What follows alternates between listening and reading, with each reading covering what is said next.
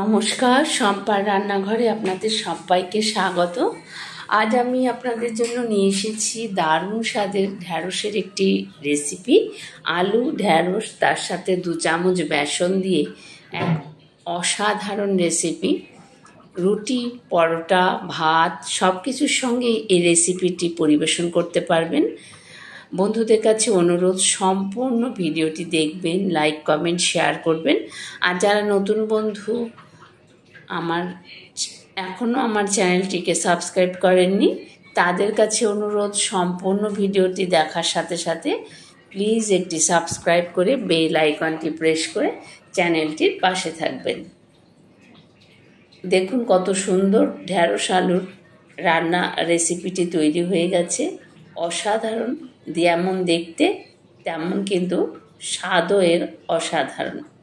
সম্পূর্ণ ভিডিওটি দেখবেন, ভালো থাকবেন। ধন্যবাদ সবাইকে।